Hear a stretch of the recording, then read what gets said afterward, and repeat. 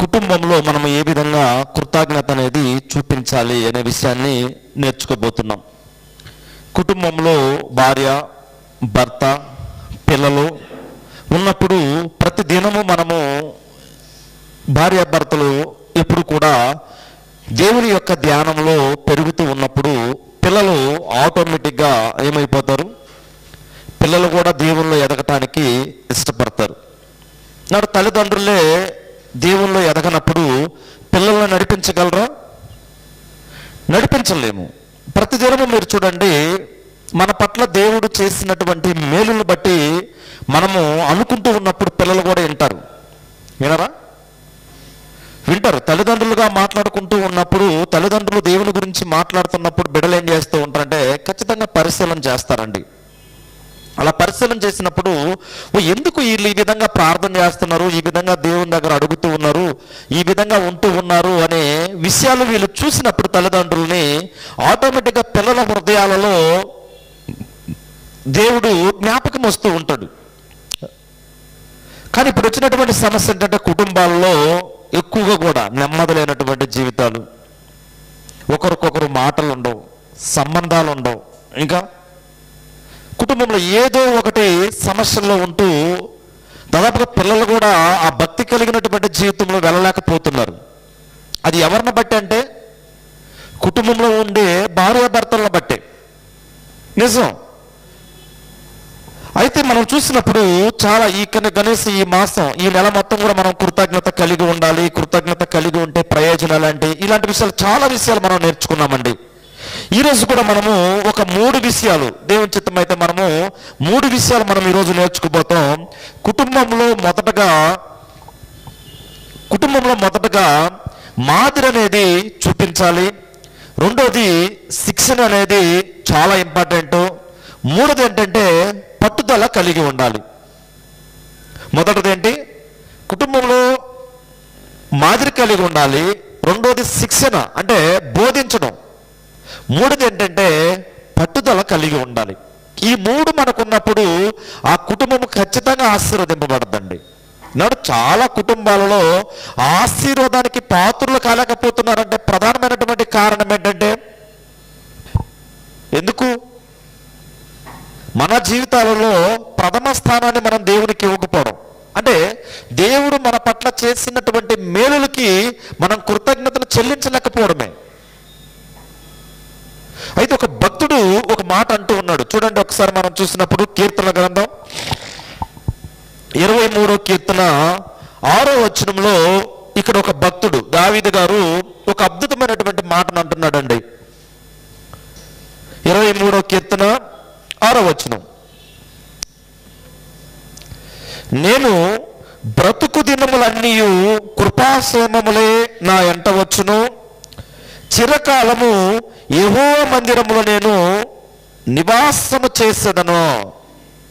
అంటే ఈ భక్తుడు బ్రతికినటువంటి దినాలంతా కూడా ఎలా ఉండాలని ఆయన చెప్తూ ఉన్నాడండి. నేను బ్రతికి దినాలు మొత్తం కూడా కృప అనేది నన్ను వెంబడించాలి. అయితే నేను చిరకాలము అంటే ఎల్లప్పుడూ కూడా దేవుని మందిరంలో ఏం చేయాలి? నివాసం చేయాలని భక్తుడు ఒక కీర్తనని పాడుకుంటూ వెళ్తున్నాడండి. ఈనాడు మనం కూడా పిల్లలు ఉన్నప్పుడు కుటుంబంలో మనము నేను బ్రతికితే దేవుని కోసమే బ్రతకాలని ఒక నిర్ణయానికి వస్తే పిల్లలు ఎలా ఉంటారు? నువ్వు బ్రతికితే దేవుని కోసం బ్రతుకు, నేను మాత్రం దేవుని కోసం బ్రతకను అంటారా? మీరు చూడండి, ఇక్కడ కూర్చున్నారు కదా, చిన్న పిల్లలు ఉన్నారు ఇక్కడ, సండే స్కూల్ పిల్లలు. ఈ చిన్న పిల్లలు మనం తల్లిదండ్రులు ఏమైతే చేస్తూ ఉంటారో అవే చేస్తూ ఉంటారు. మీరు చూసారా లేదు? తల్లి ఒక్కొక్కసారి ఇంట్లో కుటుంబంలో ఈ చపాతీలు చేస్తూ ఉంటారు కదా, పిండి వంటలు చేస్తూ ఉంటారు. వీళ్ళు కూడా ఏం చేస్తారు? అంత పిండి తీసుకొని చిన్నవి చేసుకుంటూ ఉంటారు. చూసారా మీరు? అరిసి వాళ్ళ చేతులు ఉన్నాయి తీసుకొచ్చి ఇందులో వేసేదో అందులో వేసేదో ఏదో ఒకటి చేస్తూ ఉంటారు. కానీ పిల్లలు ఈ జ్ఞానాన్ని ఎక్కడ నేర్చుకుంటున్నారండి? ఎవరి దగ్గర నేర్చుకుంటున్నారు? తల్లిదండ్రుల దగ్గరనే. అంటే కుటుంబంలో మనము మొట్టమొదటగా మన బిడ్డలకి మాదిరిగా ఉండేది మనం నేర్పించాలి. మాదిరి కలిగినటువంటి జీవితం. ఈ మాదిరి కలిగినటువంటి జీవితం అనేది చాలా ప్రాముఖ్యత అండి. ఇప్పుడు భక్తుడు ఎంత అద్భుతంగా మాట్లాడుతున్నాడో మనం చూసాం. నేను బ్రతుకు దినములన్నిటియు కృపాక్షేమములైన అంట వచ్చును, చిరకాలము యెహోవా మందిరములో నేను నివాసము చేసేదను. నేను బ్రతికిన దినములన్నీ కూడా నేను ఎవరితో గడపాలని ఇష్టపడుతున్నాడు భక్తుడు? దేవునితో గడపడానికి ఇష్టపడుతున్నాడు. ఇలా కుటుంబంలో అనుకుంటూ ఉన్నప్పుడు, ఈ కుటుంబంలో ఈ విధంగా ఉన్నప్పుడు వారికి కలిగినటువంటి బిడ్డలు ఎలా ఉంటారండి? ఈనాడు కుటుంబాల్లో మనం చూస్తున్నాం అనుకోండి, కొంచెం ఏదైనా కష్టం వచ్చింది అనుకోండి, ఏమంటాం? వాళ్ళందరూ చూడు బాగా తిరుగుతున్నారు, బాగున్నారు, కానీ మా పిల్లలకే మాకే ఏమైంది? ఈ విధంగా అయింది. నిజం. మనకి మంచి జరిగినా కూడా మనం ఎలా ఉండాలండి? దేవుణ్ణి విడిచిపెట్టే వారిగా ఉండకూడదు. చెడు జరిగినా కూడా విడిచిపెట్టే ఉండకూడదు.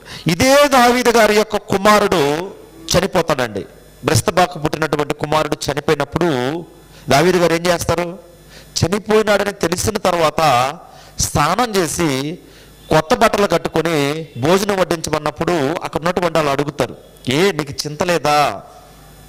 నీకేం దిగులు లేదా? నీ కుమారుడు చనిపోతే నువ్వు భోజనం పెట్టమంటున్నావు, బాగా స్నానం చేసి వచ్చి భోజనం దగ్గర కూర్చున్నావు అన్నప్పుడు ఆయన ఒక మాట అంటాడండి, నేను నా కుమారుని దగ్గరకు వెళ్ళాలి కానీ నా కుమారుడు ఎక్కడికి రాడు. నేను ఒకవేళ అన్నం నీళ్ళు మానేసి ఉంటే నా కుమారుని నేను మరలా తెప్పించలేను. మనం అంటాం ఆ విధంగా? అంటామా? నిజమండి. ఈనాడు మనం చూసినప్పుడు ఒక కుటుంబం అనేది కృతజ్ఞత కలిగి ఉండాలంటే మొట్టమొదటగా మాదిరి కలిగినటువంటి జీవితం ఇంపార్టెంట్, చాలా ప్రాముఖ్యత. మనం చూద్దాం. మొదటి సందర్భాన్ని మనం నేర్చుకోబోతున్నాం. సామెతల గ్రంథం 31వ అధ్యాయము. సామెతల గ్రంథం 31వ అధ్యాయము. ఇక్కడ 31వ అధ్యాయం 10వ వచనం మనం చూసినప్పుడు దేవుని వాక్యం ఏ రీతిగా తెలియపరుస్తుంది. మాదిరిగా మొట్టమొదటిగా ఎవరు చూపించాలో ఇక్కడ చూపిస్తూ ఉన్నారు. గుణవతి అయిన భార్య దొరుకుట అరుదు, అట్టిది ముత్యము కంటే అమూల్యమైనది. అంటే ఒక పురుషునికి ఒక భార్య దొరకడం అనేది, ఆమె కూడా ఎవరు? గుణవతి అయినటువంటి భార్య. మనము పోయిన వారం, అంతకుముందు వారం చూసాం, ఒక స్త్రీని చూసాం, సుబుద్ధి కలిగినటువంటి ఒక స్త్రీని చూసాం, అబిగాయేలుని చూసాం. ఈ అబిగాయేలు విషయంలో కూడా మీరు బాగా గమనించినప్పుడు ఆమె గుణవతి అయినటువంటి భార్యకి సరిపోతుందండి. గుణవతి అయినటువంటి భార్య దొరుకుతా ఏంటట? అరుదు. అయితే ఏమంటున్నాడంటే, అట్టిది ముత్యము కంటే అమూల్యమైనది. ముత్యాలు మీరు చూస్తుంటారు, ముత్యాల కంటే కూడా అమూల్యమైనది. ఈనాడు మనం చూసినప్పుడు కుటుంబాలలో ఒక కోడలు వచ్చిందంటే అసలు కోడలను ఎలా చూస్తారంటే చాలా మంది నిప్పులాగా చూస్తారు. ఎలా చూస్తారు? అందరు కాదు కానీ ఏమంటే కొంతమంది, చాలా మంది మంచివారు కూడా ఉన్నారు, అందరు చెడ్డవారని చెప్పడం లేదు. కానీ గుణవతి అయినటువంటి ఒక స్త్రీ ఏం చేస్తూ ఉంటుందంటే తన కుటుంబాన్ని కట్టుకోగలుగుతుంది, తన బిడ్డలకి నేర్పించగలుగుతుంది, తన బిడ్డల్ని ప్రతి దినం కూడా దేవుని గురించి ఏం చేస్తుంటుంది? నేర్పిస్తూ ఉంటుంది. మీరు చూడండి, చాలా మంది స్త్రీలు, పురుషులు బయటికి వెళ్తూ ఉంటారు కదా, ఎక్కువగా కూడా స్త్రీలే కదా ఇంటి దగ్గర ఉండేది. ఈనాడు ఇద్దరు వెళ్తున్నారు అనుకోండి, ఎక్కువ భాగంలో స్త్రీలు ఇంట్లో ఉన్నప్పుడు ఏం చేస్తూ ఉంటారు? తన పిల్లల్ని చదువుతో పాటు బైబిల్ కూడా చదివిస్తూ ఉంటారు. చదువుకుంటూ ఉంటారు కదా, బైబిల్ కూడా ఏం చేయండి, ఒక హాఫ్ అన్ అవర్, 1 గంట చదవండి అని నేర్పించే వాళ్ళు ఉంటారు. కానీ ఇక్కడ దేవుని వాక్యం ఏం తెలియజేస్తుందంటే 11వ వచనం ఏమంటుందంటే, ఆమె పెనిమిటి ఆమె యందు నమ్మిక ఉంచును, అతని లాభప్రాప్తికి వెలితి కలగదు. అంటే ఆ కుటుంబంలో ఉండే లాభాన్ని గురించి చెప్తున్నాడు. ఎందులో కూడా ఏముండదని తెలియపరుస్తున్నాడు? వెలితి ఉండదు. ఎలా ఉంటే వెలితి ఉండదంటే కుటుంబంలో ఎలా ఉంటే వెలితి ఉండదు అంటే గుణవతి అయినటువంటి భార్య. కొంతమంది చూడండి, ఇంట్లో జరుగుతున్నటువంటి విషయాలు పిన్ టు పిన్ చెప్తూ ఉంటారు. ఏం చేస్తారు? చెప్పొచ్చు ఆ విధంగా మనం? అంటే ఇంట్లో జరిగే విషయాలు మనం ఏం చేయాలి? ఒకవేళ పొరపాట్లు జరిగితే వారి గురించి మనం ప్రార్థన చేయాలి. ఇంకా ఎదిగితే వాళ్ళ గురించి మనం ఏం చేయాలి? ఎదగాలి. మన గుట్టు అనేది ఇతరులకు చెప్పిన దానివల్ల మనం ఏమవుతామంటే చాలా బలహీనలు అయిపోతాం తెలుసా? అవుతుందా అమ్మా? ఇదిగో మా పలాని మా మామ ఇలా, మా అత్త ఇలా, లేకుంటే మా భర్త ఇలాగా, లేకుంటే మా వాళ్ళు వగేరా వగేరా ఉంటారు కదా, వీళ్ళు ఈ విధంగా ఉంటారని చెప్పుకుంటూ ఉంటారు. దానివల్ల ఏమవుతూ ఉంటుందంటే జగడం వస్తుంది కానివ్వండి, ప్రేమ అనేది కలగదు. ఒకవేళ ఎవరైనా పొరపాటుగా వెళ్ళి వాళ్ళ అత్త దగ్గర, మామ దగ్గర, లేకుంటే వాళ్ళ ఇంట్లో ఉన్నటువంటి వాళ్ళ దగ్గర చెప్పారనుకోండి, ఇదిగో మీ కోడలు ఈ విధంగా అన్నదన్నాను అనుకోండి. సరే, ఒక అల్లుడే మామను ఒక మాట అన్నాడు అనుకోండి, ఎలా ఉంటుందండి అల్లుడికి మనసు, మామగారికి మనసు? మీ అల్లుడి గారు మీ గురించి ఈ విధంగా చెప్తున్నాడండి అంటే, అదిగో ఆ మధ్యకాలంలో ఒక ప్రాంతానికి వెళ్ళాం. తన అల్లుడు ముందలే మామ ఫుల్గా తాగి ఏం చేస్తున్నాడు, గొడవ పెట్టుకుంటున్నాడు అత్త మీద. విలువ ఉంటుందా? అంటే ఇప్పుడు ఒక కుటుంబము కృతజ్ఞత కలిగి ఉండాలంటే ఈ మొట్టమొదటిగా సరిచేయవలసినటువంటిది ఎవరి మీద పెట్టాడు దేవుడు ఆ భారం అంటే ఒక స్త్రీ అండి. అంటే మాకు పురుషులకు లేదా అని మీరు అడగదు కానివ్వండి. ఎందుకంటే ఎక్కువ భాగం పిల్లలు ఎవరితో ఉంటారు? పురుషులతో ఉంటారా, స్త్రీలతో ఉంటారా?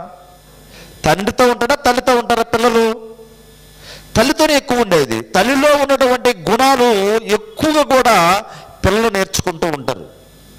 అందుకే ఇక్కడ దేవుని వాక్యము ఏం తెలియజేస్తుందంటే, ఇప్పుడు కూడా ఆమె అంత గుణవతైనటువంటి భార్యగా ఉంటే తన కుటుంబంలో దేనికి కూడా ఏముండదు, కుదువు ఉండదు. అందుకే మాదిరి కలిగినటువంటి జీవితం. మాదిరి మీరు బాగా గమనించండి. రూతు విషయాన్ని కూడా మీరు గమనించండి.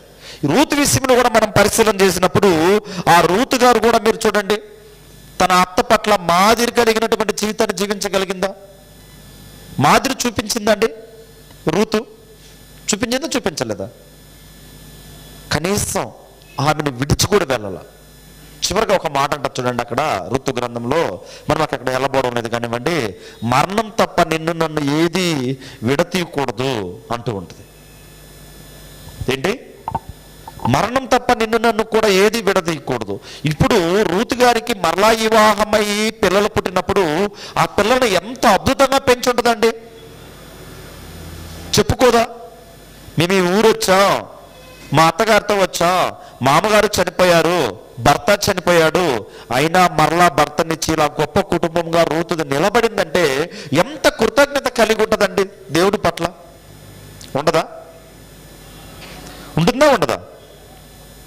అందుకే ఇక్కడ 10వ వచనం మనం చూసినప్పుడు అంటున్నాడు, గుణవతైన భార్య దొరుకుట అరుదు, అట్టది ముత్యము కంటే అమూల్యమైనది. ఏంటి? ముత్యము కంటే అమూల్యమైనది. అంటే ఒక స్త్రీ కుటుంబంలో మొట్టమొదటిగా ఎలా ఉండాలంటే మాదిరి కలిగినటువంటి జీవితాన్ని కలిగి ఉండాలండి. ఎలా ఉండాలి? మాదిరి కలిగినటువంటి, అంటే స్త్రీలకేనా అని కాదు, పురుషులు కూడా ఎలా ఉండాలంటే మాదిరిగా ఉండాలి. మనము ఇందులోనే మనం చూసినప్పుడు ఆదికాండం 39వ అధ్యాయము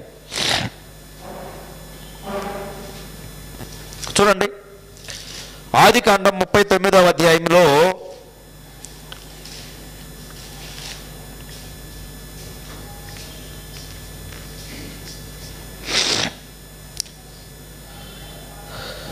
ఆదికాండం 39వ అధ్యాయంలో కూడా దేశము కానటువంటి దేశం వెళ్ళినటువంటి యోసేపు అండి. ఏంటి?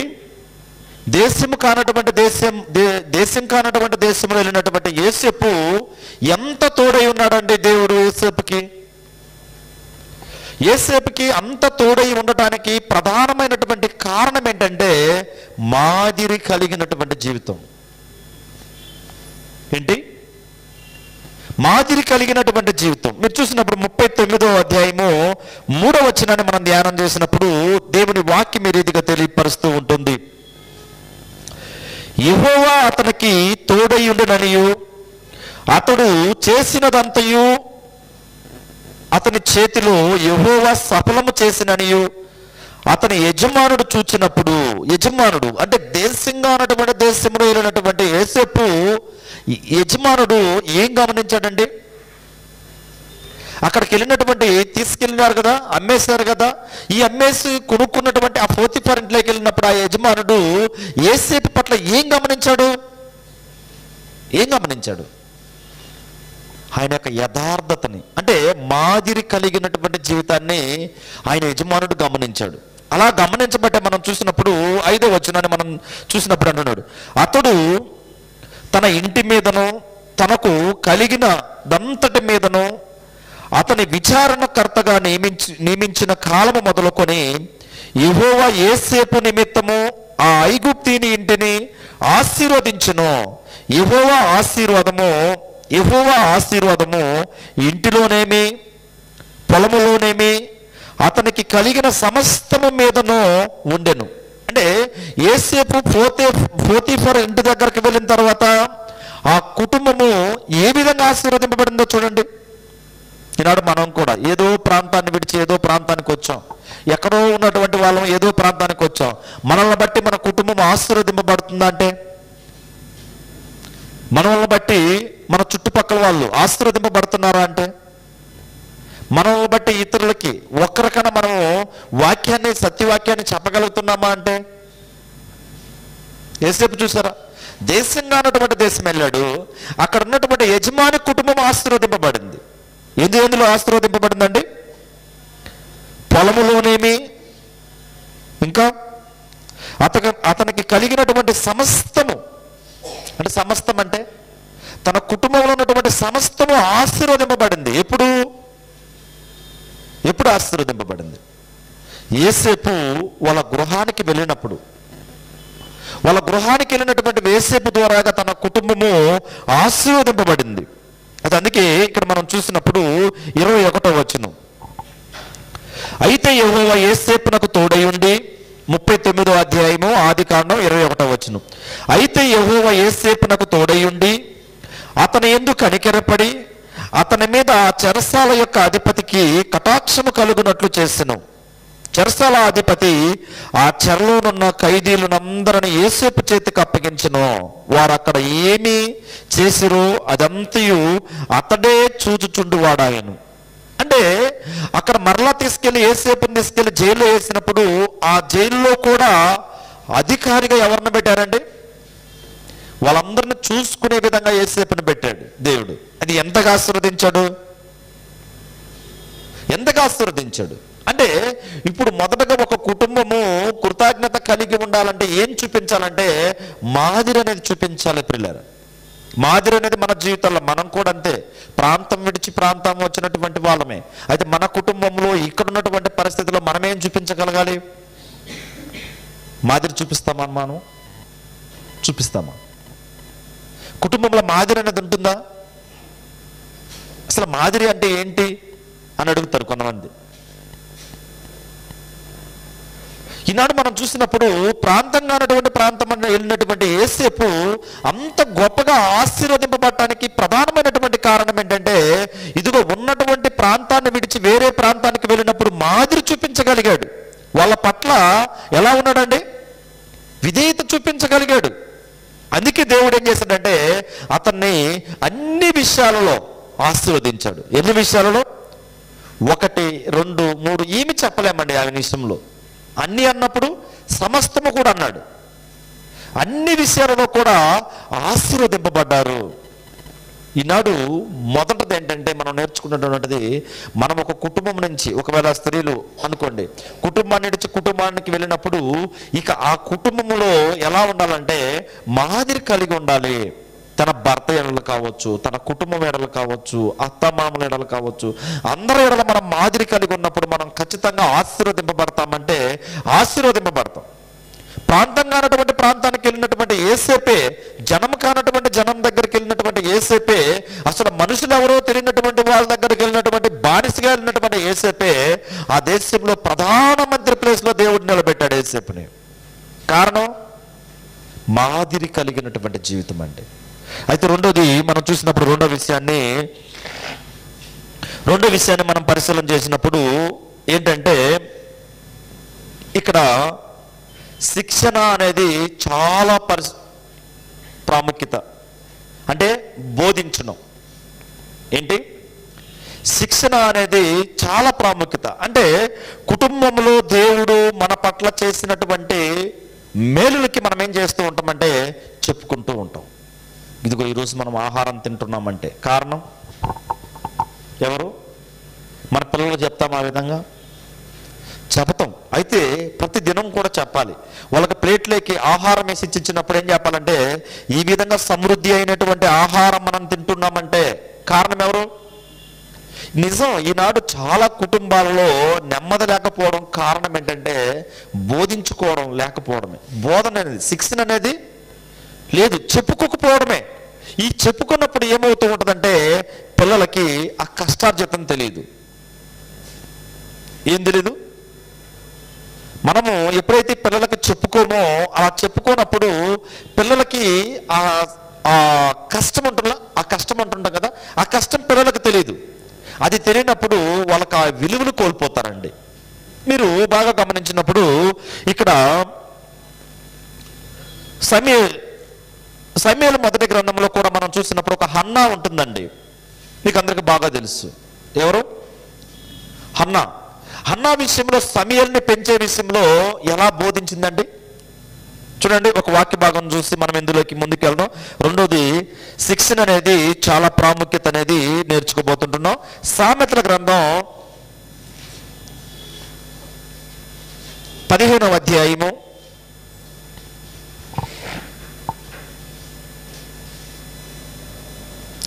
28-29 వచనాలు. నీతిమంతుని మనస్సు యుక్తమైన ప్రత్యుత్తరం ఇచ్చుటకు ప్రయత్నించును, భక్తిహీనుల నోరు చెడ్డ మాటలు కుమ్మరించును అంటున్నాడు. ఏటట? నీతిమంతుని మనస్సు యుక్తమైన ప్రత్యుత్తరం ఇచ్చుటకు ప్రయత్నించును, భక్తిహీనుల నోరు చెడ్డ మాటలు కుమ్మరించుటను. 29వ వచనం. భక్తిహీనులకు యెహోవా దూరస్తుడు, నీతిమంతుల ప్రార్థన ఆయన అంగీకరించును. అంటే మనం నీతిగా బ్రతుకుతూ ఉన్నప్పుడు మనం చేసే ప్రార్థన దేవుడు ఏం చేస్తాడు? ఖచ్చితంగా అంగీకరిస్తాడు. ఈనాడు మన ప్రార్థన అంగీకరించే విధంగా మనం ఉంటున్నామా? మనం చేసే ప్రార్థన దేవుని దగ్గరికి వెళ్ళే విధంగా ఉంటున్నామా? మీరు బాగా గమనించినప్పుడు మనము ఇప్పుడు సమూయేలు మొదటి గ్రంథం దగ్గరికి వెళ్ళినప్పుడు అన్నా చేసినటువంటి ప్రార్థన దేవుడు విన్నాడా వినలేదా? విన్నాడు. వినటానికి అన్నప్పుడు ఆమె నీతిమంతురాలుగా పిలువబడిందా? దేవుని విషయంలో నీతిమంతురాలుగా పిలువబడింది. మనము మొదటి సమూయేలు గ్రంథం మొదటి అధ్యాయము 26వ వచనాన్ని మనం పరిశీలన చేసినప్పుడు 2 కుటుంబాలు మనకి ఇక్కడ కనపడతాయి. ఇందులోనే ఒక కుటుంబం ఎవరు? సమూయేలు కుటుంబము. అంటే ఎల్కానా ఉన్నాడు కదా, హన్నా ఎల్కానా, వాళ్ళకు పుట్టినటువంటి కుటుంబము సమూయేలు. రెండో కుటుంబం ఎవరంటే ఏలీ కుటుంబము. ఇలా ఇరువురిని కూడా పక్కన పెట్టినప్పుడు బోధించే విషయంలో హన్నా తన బిడ్డలకు ఏ విధంగా బోధించింది, బోధించే విషయంలో ఏలీ తన బిడ్డలకు ఏ విధంగా బోధించాడు, ఈనాడు మనకి మన బిడ్డలకు మనం ఏ విధంగా బోధిస్తున్నాం అనేది చాలా ప్రాముఖ్యత. ప్రియమైనటువంటి వారులారా, మనం చూసినప్పుడు మొదటి సమూయేలు గ్రంథం మొదటి అధ్యాయము 26వ వచనాన్ని మనము పరిశీలన చేసినప్పుడు దేవుని వాక్యము ఈ విధంగా తెలియపరుస్తూ ఉంటుంది. బాలుడకు సమూయేలు ఇంకను ఎదుగుచు యెహోవా దయందును మనుషుల దయందును వర్ధిల్లుచూ ఉండెను. ఇప్పుడు బాలుడైనటువంటి సమూయేలు వర్ధిల్లటానికి ప్రధానమైనటువంటి కారణం ఎక్కడ నేర్చుకున్నాడండి? వర్ధిల్లడం ఎక్కడ నేర్చుకున్నాడు? తన తల్లి దగ్గర. అంటే తన తల్లి ప్రతి దినము కూడా దేవుడు వాళ్ళ పట్ల చేసినటువంటి ఆ మేలులకు ఏం చేస్తూ ఉండేదంటే సమూయేలుకు చెప్తూ ఉండేది. ఇదిగో సమూయేలు నువ్వు పుట్టావంటే ప్రధానమైనటువంటి కారణం ఏంటంటే దేవుడు నా ప్రార్థన విన్నాడు. మనం సామెతల గ్రంథంలో చూసాం, నీతిమంతుల ప్రార్థన యెహోవా ఏం చేస్తాడట? వింటాడు.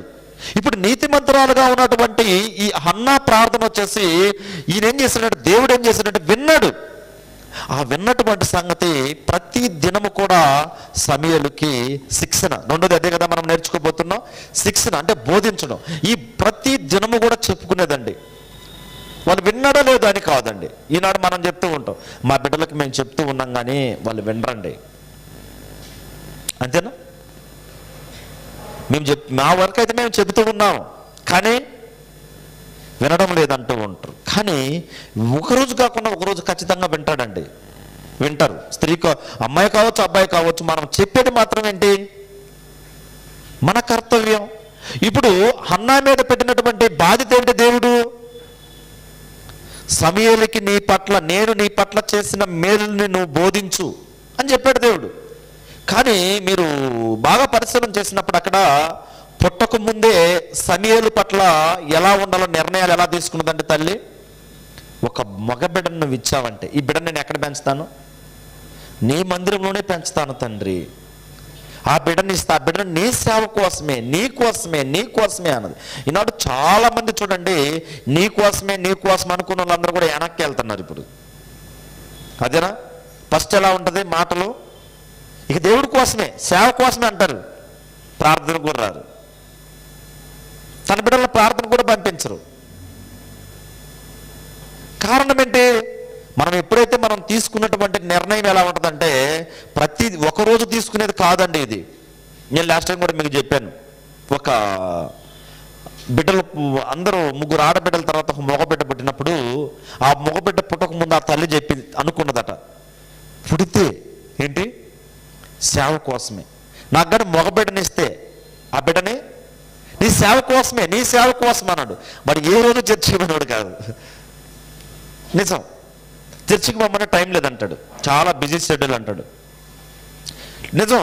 ఆ రోజు కూడా మనం చూసినప్పుడు సమూయేలు కూడా ఆ విధంగా అని ఉండొచ్చా? నువ్వు అనుకున్నావమ్మా సేవకని, నాకు అంత టైం ఉండదు, నాకని కొన్ని పనులు ఉన్నాయి అని ఎదిగినప్పుడు అన్నాడా? మీరు చూడండి, దాను మొదలుకొని బెర్షెబా వరకు, అంటే ఆ ప్రాంతంలో దాను ప్రాంతం నుంచి బెర్షెబా వరకు సమూయేలు వస్తున్నాడంటే సమూయేలు ఎదుట నిలబడే వాళ్ళు లేరు. నమ్మతారా మీరు? సమూయేలు ఎదుట ఎవరు నిలబడటానికి అర్హులు లేరు, ఎవరు నిలబడేవాళ్ళు కాదు. అమ్మో వస్తున్నాడు అంటే అంత గొప్పగా ఎదగటానికి అతను తన తల్లి ప్రతి దినముండి ఆయన ఏమన్నా ప్రోత్సహించిందా? ప్రతిదినం ఉన్నదా? ఇలా తలక చెబుతున్నారు, ప్రతిదినం ఉన్నదంటే ప్రతిదినం ఉన్నదండి. ఆయన వృద్ధాప్యం దాకా కూడా తన తల్లి తనతోనే ఉన్నదా? మరేంటి అంటే చిన్నప్పుడు తన తల్లి చెప్పినటువంటి మాటలు ఆయనకి జ్ఞాపకం ఉన్నాయండి. నేను పుట్టానంటే ఏంటి కారణం? నా తల్లి యొక్క ప్రార్థన. నేను ఈ విధంగా ఉన్నానంటే నా తల్లి యొక్క దీవెనే. ఇవన్నీ కూడా ప్రతి దినము కూడా ఏం చేసేవాడు?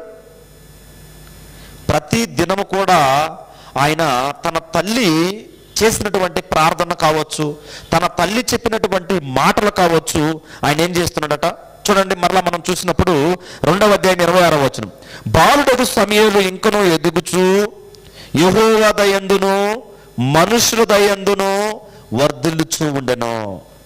ఎలా ఉన్నాడంట? వర్ధిల్లుతూ ఉన్నాడు.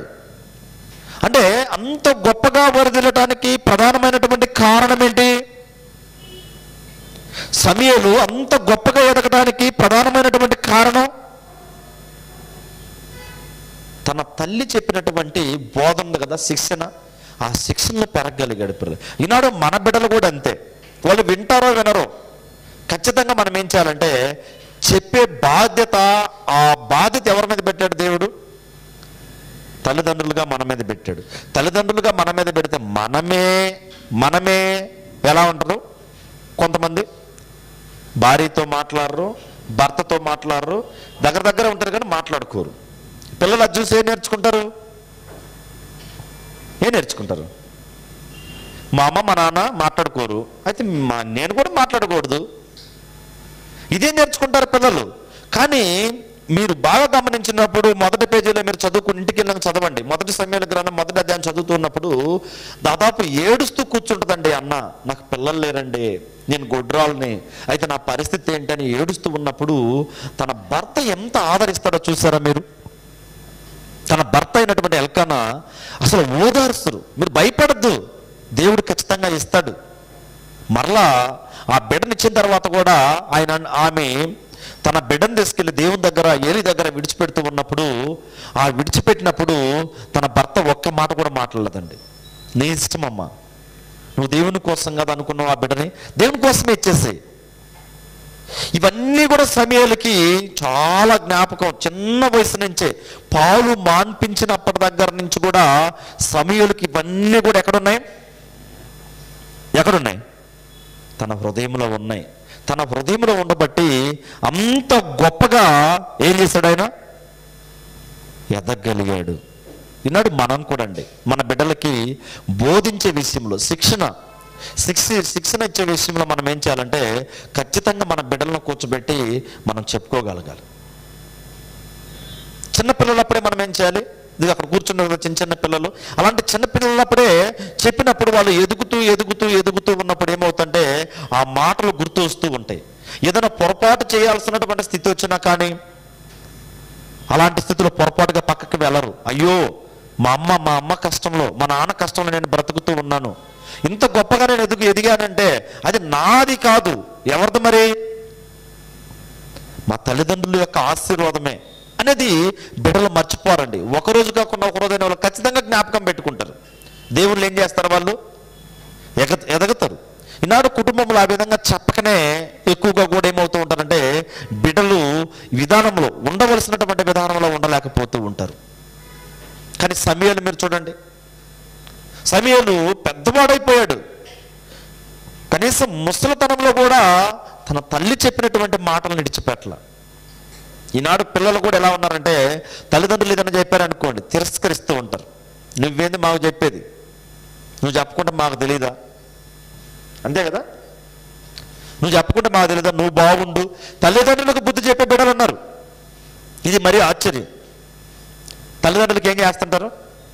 బుద్ధి నేర్పుతూ ఉంటారు. ఈ విధంగా ఉండి అని చెప్తూ ఉంటారు.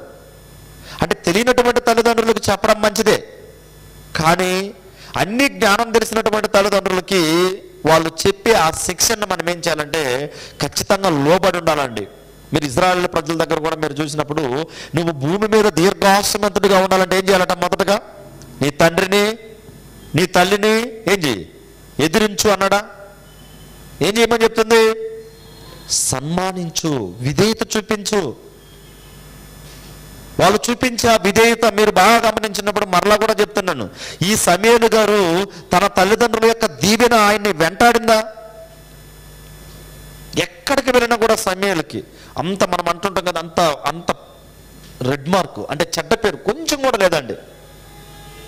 అలా గొప్పగా ఎదగలిగాడు, మంచిగా ఉండగలిగాడు. కారణం ఏంటంటే తన తల్లి యొక్క బోధన అండి. అయితే మనము మూడోదిగా మనం చూసినప్పుడు పట్టుదల అనేది చాలా ప్రాముఖ్యత. ఏంటి? పట్టుదల అనేది కలిగి ఉండాలి. ఈ పట్టుదల కూడా ఎలా ఉండాలంటే మన సహోదరు చదివినటువంటి లేఖన భాగాన్ని చూసినప్పుడు మత్తయి సువార్త 16వ అధ్యాయము 24వ వచనం చూసినప్పుడు, అప్పుడు మత్తయి సువార్త 16వ అధ్యాయము 24వ వచనం, అప్పుడు యేసు తన శిష్యులను చూసి, ఎవరైనను నన్ను వెంబడింపగోరిన ఎడల తన్ను తాను ఉపేక్షించుకొని తన సిలువనెత్తుకొని నన్ను వెంబడింపవలెను. ఇప్పుడు మనం దేవుణ్ణి వెంబడించే విషయం ఎలా ఉండాలంటే పట్టుదల కలిగి ఉండాలి. తన్ను తాను ఏం చేయాలట? ఉపేక్షించుకొని తన సిలువనెత్తుకొని నన్ను వెంబడింపవలెను. ఈనాడు దేవుణ్ణి మనం వెంబడించే విషయంలో సందేహింపకూడదండి. ఏం చేయకూడదు? సందేహం అనేది మన జీవితాల్లో ఉండకూడదు. మనము ఇప్పుడు ఎంత వెంబడిస్తే, ఒక హన్న ఎంత మంచిగా దేవుణ్ణి వెంబడిస్తే ఆమెతో పాటు తన కుమారుడు కూడా వెంబడించాడు. బాగా గమనించండి మీరు. వెంబడించే విషయంలో హన్న ఏమన్నా వెనక్కి వెళ్ళిందా? మనం చూసే ఒక రూతును కూడా మీరు చూడండి. రూతు కూడా దేవుణ్ణి వెంబడించే విషయంలో ఎంత చక్కగా ముందుకు వెళ్ళింది. మనం ఒక అబిగాయిల్ని కూడా చూసాం అంతకుముందు వారం. ఆ అబిగాయిలు కూడా దేవుణ్ణి వెంబడించే విషయంలో ఎంత చక్కగా ముందుకు వెళ్ళిందండి. అయితే అన్ని స్త్రీల పేరే చెప్తున్నామంటున్నాం, కానీ ఒక యేసేపుని చూడండి. ఆ యేసేపు కూడా దేవుణ్ణి వెంబడించే విషయంలో ఎంత చక్కగా ముందుకు వెళ్ళాడు. ఈనాడు వెంబడించే విషయంలో ఏంటంటే మనం అన్నీ కూడా ఏం చేస్తూ ఉంటామంటే కొన్ని భారాలు మన మీదనే వేసుకోవడానికి మనం ఏం చేస్తూ ఉంటాం, ప్రయత్నం చేస్తాం. మాకు తప్పదు అంటే ఎలా ఉంటుంది మనం అనే భాష, నాకు తప్పదు, నా భారం నేనే మోసుకోవాలిగా, నా కష్టం నాదేదిగా, నా కష్టంలోనేగా నేను బ్రతుకుతున్నాను అని అంటూ ఉంటాం. అది కాదండి. మరి ఏమంటున్నాడు ఇక్కడ, ఆయన్ని వెంబడిస్తే ఏం చేయాలట, ఏం చేయమంటున్నాడు, వెంబడింపగోరిన యెడల తన్ను తాను ఉపేక్షించుకొని తన సిలువనెత్తుకుని నన్ను వెంబడించవలెను. అది అంటున్నాడు 25వ వచనం, తన ప్రాణమును రక్షించుకునివాడు దానిని పోగొట్టుకొనును, నా నిమిత్తము తన ప్రాణమును పోగొట్టుకున్నవాడు దానిని దక్కించుకొనును. అయితే 26వ వచనం, ఒక మనుషుడు లోకమంతయు సంపాదించుకొని తన ప్రాణమును పోగొట్టుకుంటే అతనికి ఏమి ప్రయోజనమో. ఏటట, లోకమంతా సంపాదించుకొని తన ప్రాణాన్ని పోగొట్టుకుంటే చివర వెంబడించే విషయంలో ఏమి ప్రయోజనము. అంతే కదా. మనం చూడండి చాలా ప్రయాసపడతాం కొన్ని పనుల విషయంలో కూడా, దేవుణ్ణి విడిచిపెట్టి కూడా మనం పనికి ఎక్కువ ప్రాధాన్యత ఇస్తాం. యోమా ఇస్తామా? యోమా దేవుణ్ణి విడిచిపెట్టి కూడా పని మీద ఎక్కువగా ప్రాధాన్యత ఇస్తూ ఉంటాం. కానీ ఇక్కడ ఏమంటున్నాడు, ఒక మనుషుడు లోకమంతా సంపాదించుకొని తన ప్రాణాన్ని పోగొట్టుకుంటే ఏమి ప్రయోజనము. నిజమండి. కొంతమంది నాకు చెప్తూ ఉంటారు, చెప్పినప్పుడు చాలా ఆశ్చర్యం అనిపిస్తూ ఉంటుంది. దేవుడు ఎంత దీవిస్తూ వాళ్ళని ఎంత కనికరించి ముందుకెళ్తున్నా కూడా వాళ్ళు ఏం చేస్తారంటే లోకం వైపుతే పడిపోతుంటారు. ఏం చేస్తుంటారు, లోకమే శాశ్వతం అనుకుంటారు. కానీ ఇక్కడ ఏమంటున్నాడంటే, ఒక మనుషుడు లోకమంతా సంపాదించుకొని తన ప్రాణాన్ని పోగొట్టుకుంటే ఏమి ప్రయోజనము. ఇక్కడ కూర్చున్నటువంటి మనం అడుక్కుందాం, మనమే ప్రశ్న వేసుకుందాం. అదంతా సంపాదించుకుందాం, దేవుని దగ్గరికి రావాల్సినటువంటి విధానంలో రాలేకపోతున్నాం, వెంబడించవలసినటువంటి విధానంలో వెంబడించలేకపోతున్నాం. అయితే ఏంటి ప్రయోజనం? నిజం, దేవుణ్ణి వెంబడించే విషయంలో కూడా మనకి ఎలా ఉండాలంటే ఒక పట్టుదల అనేది మనకు ఉండాలండి. ఖచ్చితంగా ఒక ఆరాధన విషయంలో కూడా ఎలా ఉండాలంటే ఖచ్చితంగా ఆదివారం ఆరాధన అంటే ఆరాధనే, అంతేనా? మన పని ఏదైనా కూడా ఆరాధన తర్వాతనే. ఈనాడు మనం చాలా మందిని చూసినప్పుడు నాకైతే ఒక్కోసారి బాధ అనిపిస్తుంది, ఒక్కోసారి నవ్వుతూ ఉంటాను. దేవుడిని విడిచిపెట్టి ఎంతో సంపాదన చేద్దాం. నిన్న కూడా నీకు చెప్పాను, నిన్న కూడా ఒకరి దగ్గరికి హౌస్ విజిటింగ్ వెళ్ళాను, మీకు ఆయన గురించి చెప్పాను అనుకుంటాను. ఆదివారమే పని ఉంటుందని చెప్పాను కదా మీకు, ఒకసారి చాలాసార్లు చెప్పాను. నిన్న కూడా వెళ్ళి రేపైనా వస్తువు ఆ ప్రార్థన కంటే ఆయన అంటున్నాడు, పని ఉంది కదా రేపంటే, పని ఉంది, కరెక్ట్గా చెప్పారు అయ్యగారు, కరెక్ట్గా చెప్పారు అంటున్నాడు. నిన్న వెళ్ళాం, నేను ఇంకొక బ్రదరు వెళ్ళి అతను అడిగాం, మరి రేపైనా ఆరాధన ఉంది కదా, మరి రాగలరా కలుసుకోండి ఆరాధనలో అంటే. ఏమంటున్నాడు, కరెక్ట్గా చెప్పారు, పని మాత్రం ఉందని అంటున్నాడు. ఆదివారం నిజమండి, మనకి పట్టుదల అనేది చాలా ప్రాముఖ్యత. మనము ఒక నిర్ణయానికి వచ్చే కదా ఇక్కడికి వచ్చాం. మనం బాప్తిసం పొందినప్పుడు ఏం చేసాం,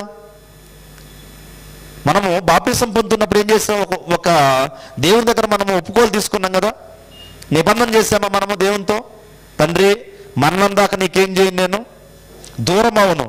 మరి ఇప్పుడు ఆరాధన మనం చేయనప్పుడు దేవునికి దూరం అవుతామా దగ్గర అవుతామా?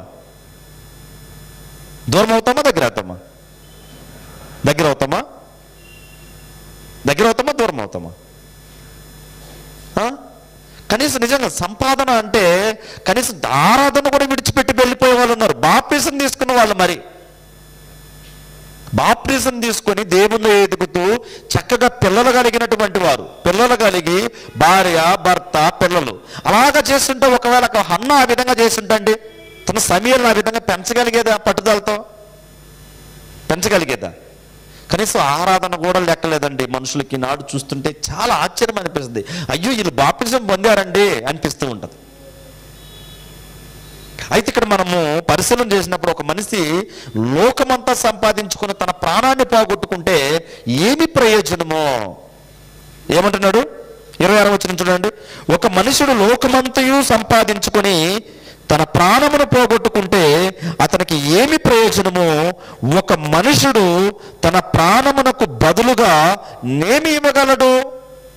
ఆరాధన విడిచిపెట్టాం, హ్యాపీగా పనికి వెళ్ళాం, లేకపోతే వ్యాపారానికో వెళ్ళాం, అక్కడ మన ప్రాణం పోయింది. పోదులే, మరలా అలా చెప్పొద్దు, మీరు ఆరాధనకు రాలేదని చెప్పేసి ప్రాణం పోద్ది అంటున్నాడని చెప్పేది కాదు. ఉదాహరణ చెప్తాను. నేను ఇక్కడ అన్నాడు, ఒకవేళ ప్రాణం పోయింది అనుకోండి, ఎక్కడికి వెళ్తాడండి అతను?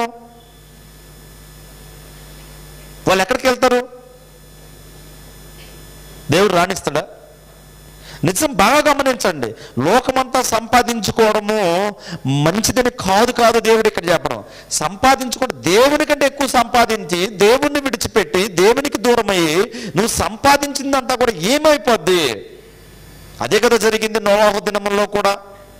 నోవాహు దినముల్లో కూడా ఏం జరిగింది? దేవుణ్ణి విడిచిపెట్టి వాళ్ళ ఇష్టానుసారంగా వాళ్ళు బ్రతుకుతూ ఉన్నారు. వాళ్ళ ఇష్టానుసారమైనటువంటి మార్గాల్లో వెళ్తూ ఉన్నాడు. రావాల్సినటువంటి జలప్రలయం వచ్చేసింది. అక్కడొక్కడ ఒక వాగ్దానం చేశాడండి దేవుడు. మీరు చూడండి, ఒకసారి చూసినప్పుడు ఆదికాండం 8వ అధ్యాయం 21వ వచనంలో దీన్ని బట్టే ఒక వాగ్దానాన్ని చేస్తాడు దేవుడు. అక్కడ